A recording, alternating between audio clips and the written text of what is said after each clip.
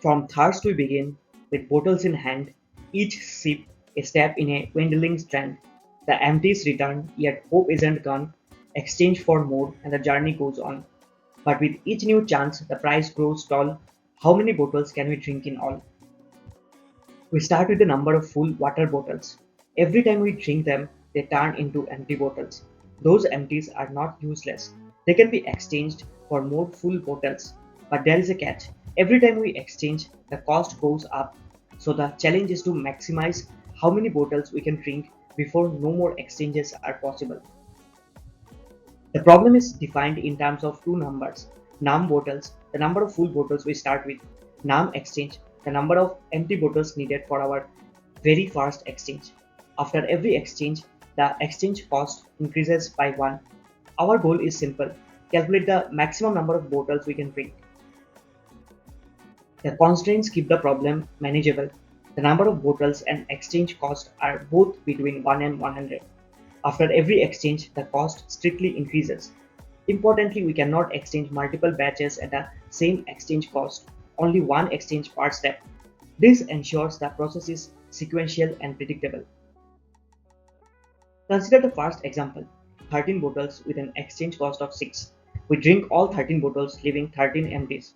We exchange 6 empties for 1 bottle, and the cost rises to 7. Drink that bottle, leaving us with 8 empties.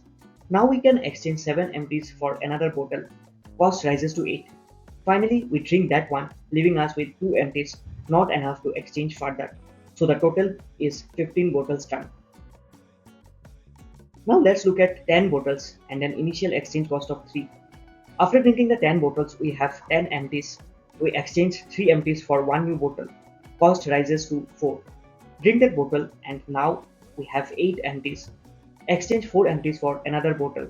Cost rises to 5. Repeat again. Drink, exchange, drink until empties are not enough.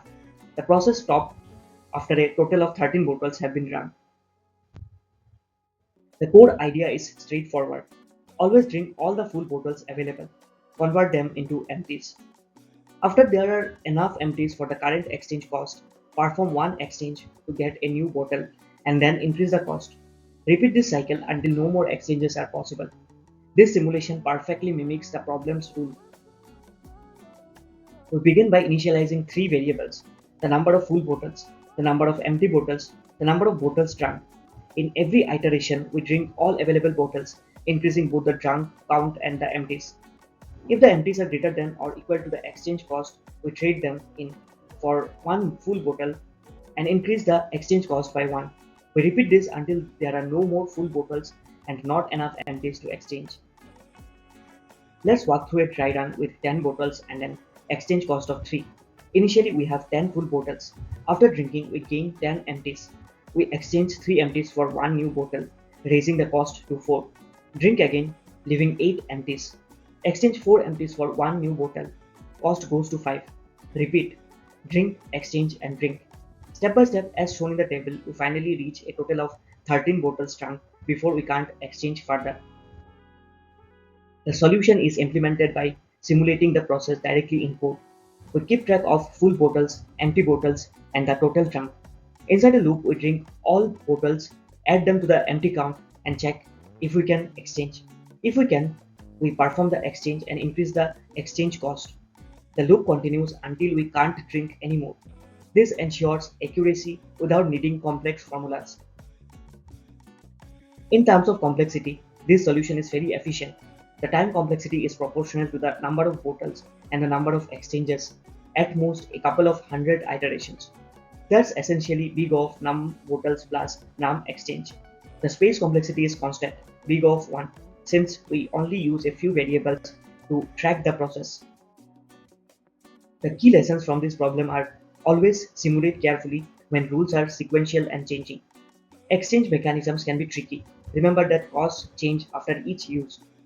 The best approach here is a direct simulation, which works beautifully within the small constraints. In the end, the problem teaches us how small loops and careful tracking can solve what looks like a tricky problem at first glance. Thank you for your attention.